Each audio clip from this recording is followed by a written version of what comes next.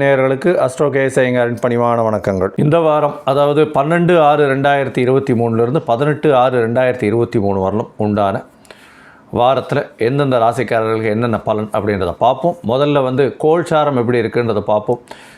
இந்த வாரத்தில் பார்த்தாலேயானால் காலபுருஷ தத்துவத்தின் முதல் ராசியான மேஷ ராசியில் குரு பகவானும் ராகு பகவானும் இருக்கா. ரிஷப ராசியில் பார்த்தாலேயானால் உங்களுக்கு புத பகவானும் சூரிய பகவானும் இருக்கார். இந்த மாதம் பிறக்கிறது, அதாவது வைகாசி மாதம் முடிஞ்சு ஆனி மாதம் 16ஆம் தேதி காலத்தால் ஆனி மாதம் பிறந்துடுறது. அதனால் சூரிய பகவான் ரிஷப ராசியிலிருந்து மிதுன ராசிக்கு போகிறார். அதுதான் பெரிய மாற்றம் இந்த வாரத்தில் வருது.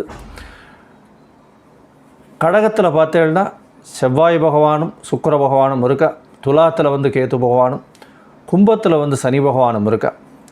இது இந்த வாரத்தினுடைய கோல்சாரம். இதில் அதிவேகமாக செல்லக்கூடிய கிரகமான சந்திரன் எப்படி இருக்கார் அப்படின்றத வச்சு தான் நம்ம பலன்கள் சொல்கிறோம். சந்திரன் 12ஆம் தேதி கார்த்தால், அதாவது திங்கட்கிழமை கார்த்தால் பார்த்தேனால் அவர் உத்திரட்டாதி நட்சத்திரத்தில் இருக்கார். அதிலிருந்து அவர் திருவாதிரை நட்சத்திரம், அதாவது 18ஆம் தேதி சாயந்தரம் பார்த்தேன்னா ஒரு 5-6 மணிக்கு ஆதிரை நட்சத்திரத்துக்கு போயிடுறார்.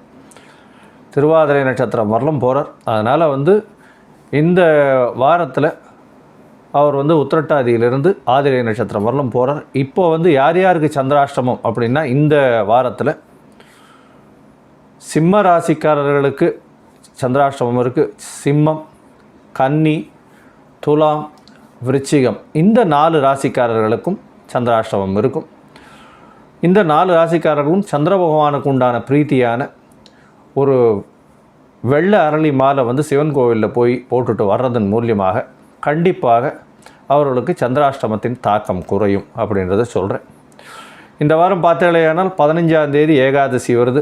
அதுக்கப்புறம் அதாவது 14ஆம் தேதி ஏகாதசி, 15ஆம் தேதி துவாதசி. அதை தவிர சாயந்தரம், அதாவது துவாதசி கார்த்தால் ஒரு 10-11 மணி வரலும் தான் இருக்குது. அதற்கு பிறகு பார்த்தேன்னா சாயந்தரம் திரையோதசி வந்துடுறது. சாயந்தரம் பிரதோஷ காலம் வேறு வருது. சிவனுக்கு ஒரு முக்கியமான ஒரு விசேஷமான தினமாக இது திரையோதசி, அதாவது பிரதோஷ காலம் கருதப்படுகிறது. ஏன்னா பிரதோஷ காலத்தில் எந்த ஒரு விஷயத்தை நினச்சிட்டு பிரதோஷத்தை சேவித்தாலும் கண்டிப்பாக அந்த விஷயம் பலிதமாகும் அப்படின்றது இந்த சைவர்களின் சம்பிரதாயத்தில் சொல்லியிருக்கு. இந்த வாரம் பார்த்தேனால் 18ஆம் தேதி அமாவாசை கார்த்தால் ஒரு 11 மணி வரலும் போட்டிருக்கும் தீதி. 17ஆம் தேதியே அமாவாசை ஃபுல் டே இருக்கும். ஆனால் 11 மணி 12 மணிக்கு மேலே வர்றதுனால அமாவாசை எடுத்துக்க மாட்டா. 18ஆம் தேதி கார்த்தால் தான் அமாவாசை எடுத்து, இப்போ 11 மணிக்குள்ளே அமாவாசையும் வந்துடுது. பித்திருக்களுக்குன்னு பண்ணக்கூடிய விஷயங்கள் கண்டிப்பாக பண்ணியே ஆகணும். அது ரொம்பவும் முக்கியமான விஷயம். அதன் மூலியமாக உங்களுடைய குல விருத்திக்கும் குலத்தில் வரக்கூடிய பிரச்சனைகளும் நிச்சயமாக நிற்கும் அப்படின்றது ரொம்ப முக்கியமான விஷயமாக சொல்லப்படுகிறது.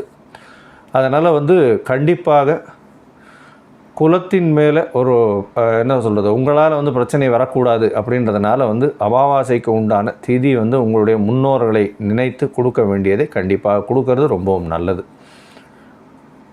இதற்கு பிறகு பார்த்தீர்களேயானால் இந்த 15ஆம் தேதி அன்றைக்கே துவாதசி கார்த்தால ஒரு 11 மணி வரலும் இருக்குது. அதற்கு பிறகு திரையோதசி வருதுன்னு சொன்னேன். அன்றைக்கி கிருத்திகா நட்சத்திரம் வேறு. கிருத்திகைக்கு விரதம் இருக்கிறவாள்லாம் அன்றைக்கி கிருத்திகை விரதம் இருப்பாள். அதுக்கு அடுத்த நாள் அதாவது திரையோதசி, அதுக்கு அடுத்த நாள் அமாவாசையும் வந்துடுறது. ஸோ இந்த வாரம் பார்த்தேலையானால் மேஜர்லி இந்த ஏகாதசி, துவாதசி, கிருத்திகை விரதம், அதை தவிர அமாவாசை வருது. இப்போது ஒரு ராசியாக மேஷத்திலிருந்து மீனம் வரை இந்த வாரமான 12/6 18/6 எப்படி இருக்குது அப்படின்றத நம்ம பார்க்கலாம். கடகம், புனர்பூசம், பூசம், ஆயில்யம், இந்த 3 நட்சத்திரம் 9 பாதங்களை கொண்ட ராசி. ராசியின் அதிபதினு சொல்லக்கூடிய சந்திர பகவான் உங்களுடைய ராசிக்கு 9ஆம் இடத்துல இந்த வாரம் ஆரம்பிக்கிறார். அதாவது உத்திரட்டாதி நட்சத்திரத்தில் ஆரம்பிக்கிறார். கடகராசிக்காரர்களுக்கு அஷ்டமத்து சனி, 10ஆம் இடத்துல குரு இருக்கார். அதனால் பொறுமையாக இருக்கிறது ரொம்பவும் முக்கியம்.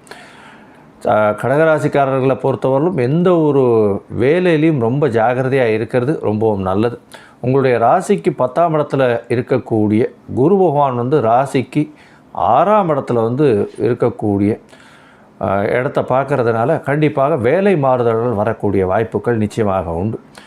உங்களுடைய ராசிக்கு உடல் நலத்தில் கொஞ்சம் ஜாகிரதை பார்த்துக்கோங்க. செட்பேக் வரக்கூடிய காலகட்டமாக இந்த காலகட்டம் அமையும். இந்த வாரம் பார்த்தோன்னா சந்திரன் வந்து உங்களுடைய ராசிக்கு 9ஆம் இடத்துல உத்திரட்டாதி நட்சத்திரத்திலிருந்து அவர் வந்து 12ஆம் இடம் வரார். அதாவது 9ஆம் இடத்துல வந்து 15ஆம் தேதி, அதாவது 13ஆம் தேதி சாயந்தரம் 4:45 வரலும் இருக்கார். இந்த காலகட்டத்தில் உங்களுக்கு பதவி, புகழ், அந்தஸ்து, கௌரவம் இதெல்லாம் வரக்கூடிய வாய்ப்புகள் நிச்சயமாக உண்டு. இதற்கு பிறகு உங்களுடைய ராசிக்கு 10ஆம் இடத்துல வந்து சந்திர பகவான் போகிறார். 10ஆம் இடத்துல சந்திர பகவான் போகும்போது குரு சந்திர யோகம் அமையிறது. கண்டிப்பாக வந்து தொழிலில் பெரிய அபிவிருத்தி ஏற்படக்கூடிய வாய்ப்பு உண்டு. புதிய தொழில் வரக்கூடிய வாய்ப்புகள் நிச்சயமாக உண்டு. உங்களுடைய ராசிக்கு 11ஆம் இடத்துல வந்து 12ஆம் அதிபதி இருக்கிறதுனால செலவுகள் அதிகமாக குறையக்கூடிய வாய்ப்புகள் உண்டு. இந்த வாரம் பார்த்தாலேயானால் சூரிய பகவான் உங்களுடைய 2ஆம் அதிபதி 12ஆம் இடத்துக்கு போகிறது வந்து கொஞ்சம் வந்து செலவுகளை அதிகமாகக்கூடிய வாய்ப்புகள் உண்டு. ஆனாலும் 12ஆம் அதிபதி 11ஆம் இடத்துல இருக்கிறதுனால செலவுகள் கட்டுப்பாட்டுக்குள் இருக்கும் அப்படின்றத சொல்கிறேன். உங்களுடைய ராசியிலேயே வந்து சுக்கிர பகவானும் செவ்வாய் பகவானும் இருக்கார். அதனால் வந்து பார்த்தாலேயானால் இந்த வெஜிடபிள்ஸ் விற்கிறவா, வெண்டர்ஸு, இவாளுக்கெல்லாம் வந்து இந்த கிராசரி வெண்டர்ஸு இவாளுக்கெல்லாம் நல்ல ஒரு ஏற்றம் இருக்கும். வண்டி ஓட்டுறவா, வாகனங்கள் ஓட்டுறவங்க, அதாவது இந்த டிரைவர்ஸு அவளுக்கெல்லாம் ஒரு பெரிய ஏற்றம் கிடைக்கக்கூடிய வாரமாக இந்த வாரம் அமைய போகிறது.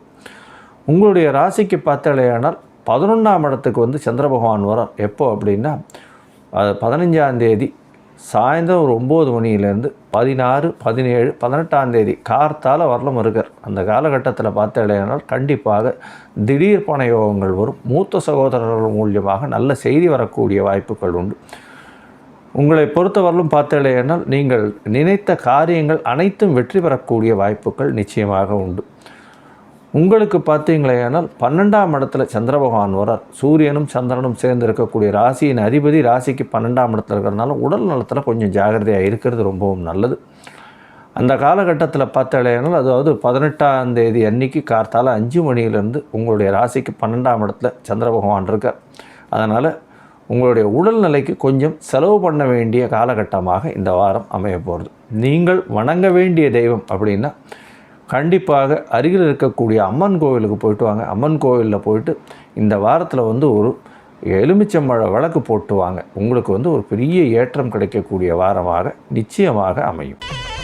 ஸ்ரீ குபேரன் டிவியை பார்த்தமைக்கு நன்றிகள். மேலும் இது போன்ற தகவல்களை தெரிந்து கொள்ள ஸ்ரீ குபேரன் டிவியை சப்ஸ்கிரைப் செய்யுங்கள். மறக்காமல் பெல் ஐக்கானை கிளிக் செய்யுங்கள்.